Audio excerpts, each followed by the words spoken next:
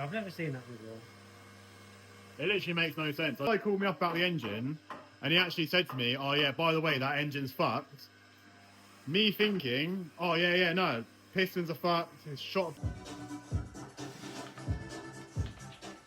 Race me, cuz. So what's happening? Welcome back to my second YouTube video. In this video, you're going to see what engine I've bought and the problems that come with it. Safe to say, when you go and buy an engine off Facebook Marketplace, make sure you check it beforehand, because I didn't, and this is what happens.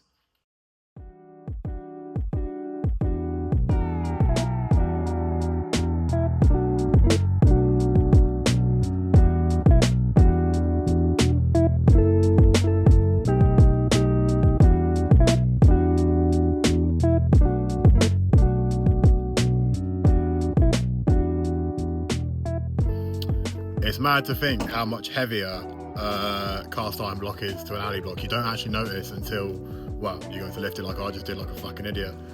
Anyway, let's get that engine off to get fixed and get work done. It's going to be getting done by a good friend of mine, Martin Cowley. I'll put his Instagram tag in the video. He's going to be he's going to be drilling and tapping the oil squares in for me and sorting out the oil gallery.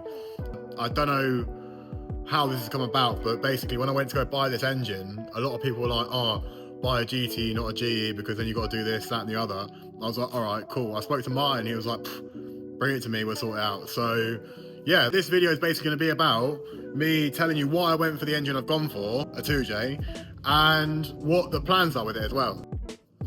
Lesson number one on this channel: don't buy shit from Facebook Marketplace without even knowing what it is, because yeah, this happens and then you're stuck up shit creek. Where's my keys?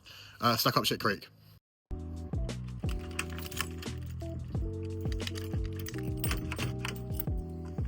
Right, let's get going.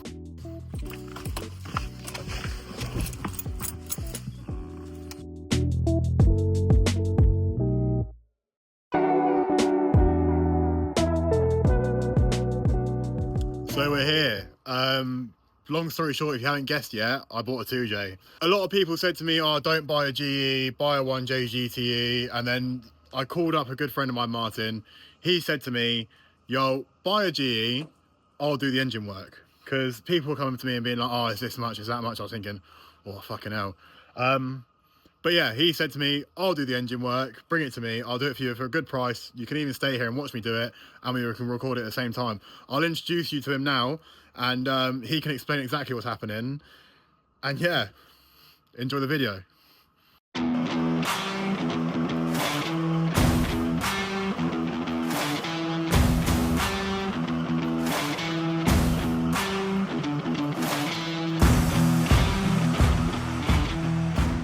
Right, so here's the engine block anyway. A few things we've noticed that are wrong with it already. When I bought it, I haven't noticed this. Someone's clearly either dropped it here or broken it. This has been drilled out. God knows why. These just little things that Martin have showed out to me. Anyway, this is Martin. How you doing, man? This is a man that made me buy a 2J GE. I called him up. He goes, "Don't buy a 1J, buy a 2J." And here I'm now stuck with him pulling my trousers down. You should have got one jet, I think. Oh, fuck off. So he told me to buy, he's joking around. He told me to buy a 2J, and I'll let him explain what reasons he told me to buy a 2J instead of a 1J in a minute. But I spent about 20 minutes on the phone to him, and he turned around to me and goes, "I've got the machine, I'll do it for you." So I'll let him explain to you now the difference between a 1J and a 2J and what we're going to be doing to my engine today. Basically, there's not much difference between a 2J and a 1J. It's just what you can afford and budget-wise. But if you want like big power, and I suppose saying that, Gilby's just got over 1,000 horsepower in his 1J, and that sounds absolutely mental. Insert clip here. Yeah, on more of a budget than that, you can start off with a GE. What I want to do tonight is I'm just going to machine all these little bits in here for the oil squirters, and I'm going to put a big hole through the side of through each end of the block, and we're going to make a turbo feed as well. So a lot of people have said to me, "You don't need to do oil squirters." Can you break that myth right now? And why are we doing it for this engine? Well, when you go to a stroker kit, you actually blank off the oil squirters. So technically you don't need them, but it's better to have them and not have them. So yeah, I'll just put the squirters in peace of mind. And I suppose, I don't know if you have to run, if you're in ratio as well, to get the temps down as well. I don't know. Because you run all the squirters in your drift car, don't you? Yeah, I've always run all squirters, but just to be on the safe side. So basically, what we're doing is these two are all galleries. They go from the rear of the block to the front of the block. If you zoom in over to here, see a little ridge. That's the gallery going all the way across, and that's what that feeds your squirters. So what we need to do is drill a hole into that, tap a hole into it, and put squirters in. Easy as that. Wicked. Right. Well, let's get ahead of it. And we're making these so we can beat the shit out of them, aren't we? You heard it yourself. We're building this engine to beat the shit out of it. We're going to make it happen. I'll do a bit of a cinematic and then we'll explain what's happened at the end.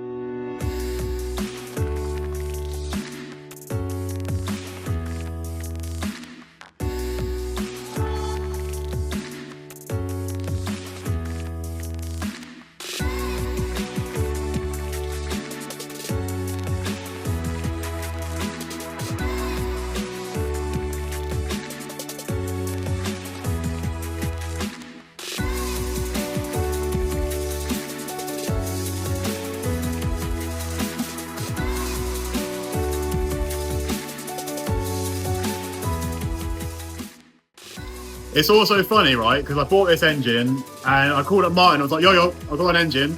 He went, oh, have you stripped it down yet? I went, no, I've already bought it stripped. He went, well, what's wrong with it? And I thought, well, nothing's wrong with it. I just bought it stripped. Saved me a job. And then he goes, nah, there's got to be something wrong with it. I'm thinking, nah, it's all good. Put a video up of it on Instagram. And yeah, lo and behold, 20 minutes, I had a phone call saying the guy you bought the engine off has done you over. But it could have been a lot worse. The rule of thumb is you don't strip a good engine, do you? So if you get a good engine and strip it yourself, you know it's okay. But people don't generally strip good engines. It's a good engine. So far, we've milled. Yeah, we've milled the flats. We need to put M6 hole and a 9mm hole for the squirters. Then we've got to get creative and put a big plate on it and tilt it around. We've got to eyeball this measurement. It's an accurate eyeball though. Accurate eyeball. No, I'm just lining it up with that. So if I'm stood corrected, we're getting dead centre with this here. Yeah, dead centre with the gallery. And we'll do some else.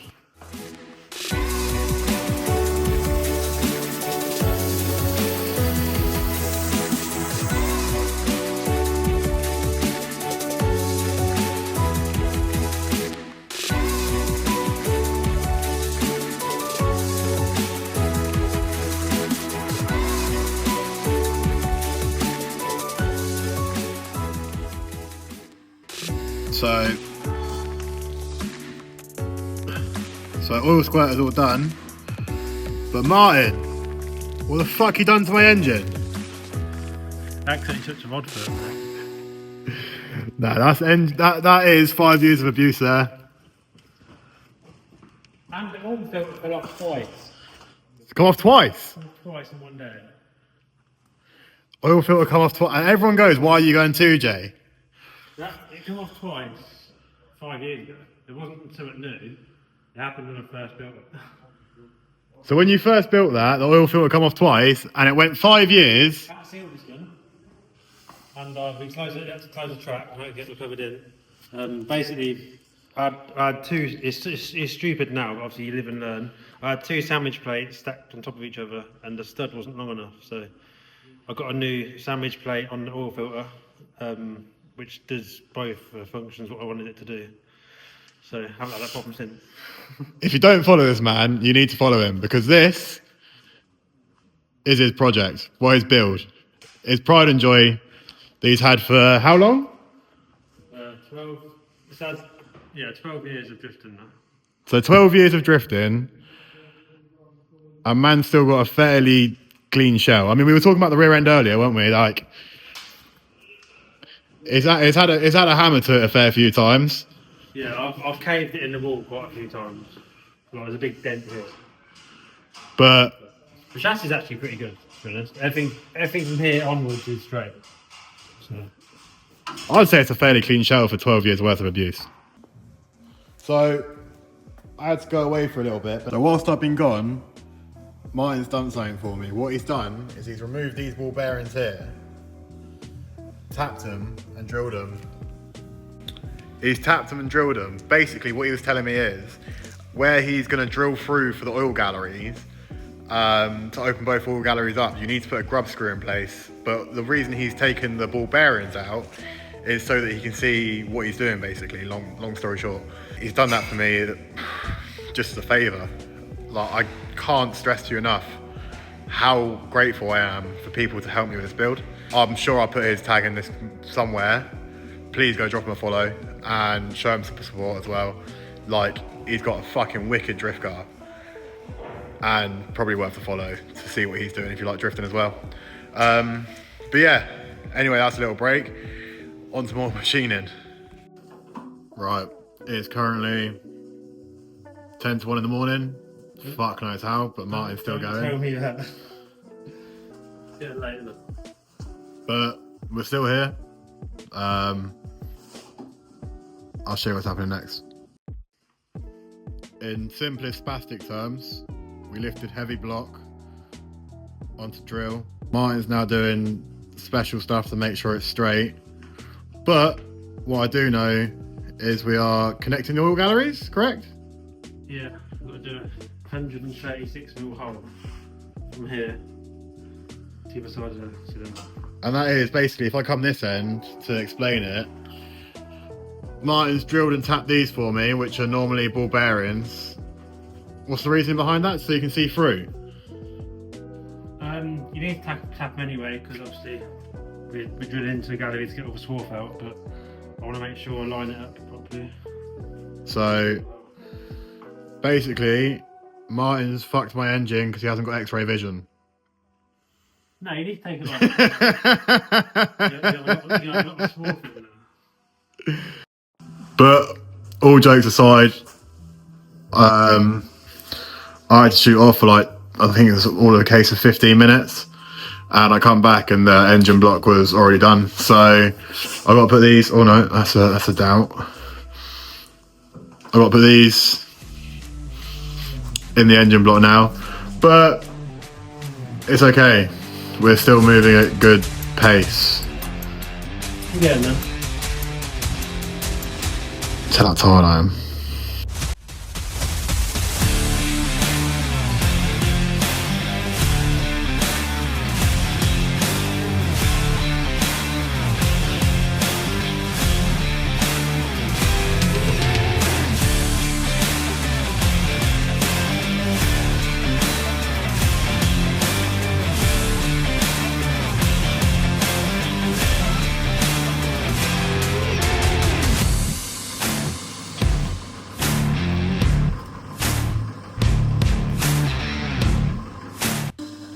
So we're now rolling on to 2 o'clock, but last cut drill to go.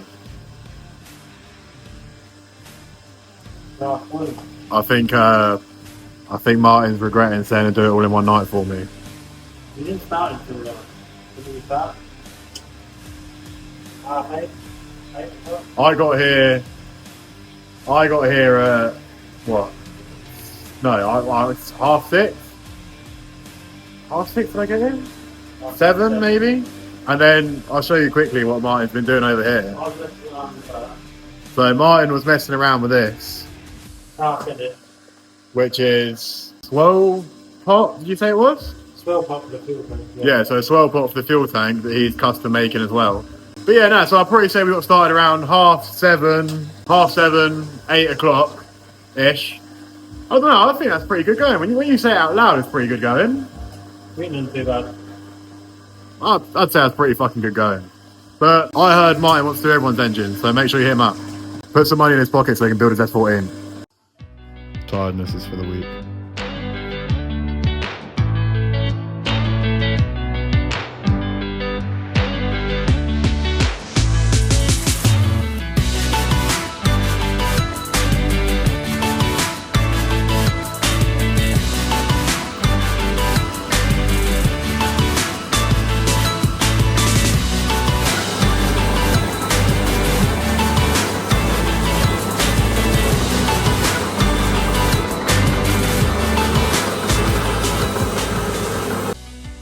So, 20 past 2. Started at 8 o'clock. Literally just called it and said we're finished. To go through it all quickly, I'll run through a quick breakdown of what Martin's done for me. And if you have a 2J block, what you could get done if you want it done by him. But yeah, let me give you a quick rundown of what we've done, why we've done it, and what's in stock for the future of the engine that I've bought. So anyway, we have done oil squirters because of what Martin was saying at the beginning of the video that I can't remember because it was so long ago now. I said something, yeah, I don't think. But yeah, oil squirters, they're done. We have, I say we, Martin has taken the ball bearings out and drilled through the oil gallery.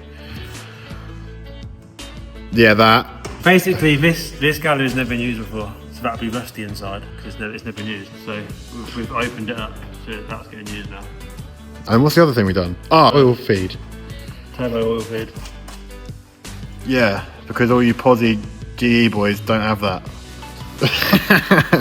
So basically, if you have a GS300 and you've now single turboed it, fuck you because I got a better oil feed. That's exactly what I was going to say. But yeah, that is me for this YouTube video. Go follow Martin and everything. Do you have a YouTube? You have a YouTube? Team Lock and Loaded. Oh, yeah, Team Lock and Loaded. I'll put his Instagram, I've probably said this a million times, in the YouTube video. I'll put it down in the section below. Please, this is tiring me, but like, comment, subscribe, share it, tell your mum I'm on YouTube, whatever you want to do. Anyway, see you in the next one.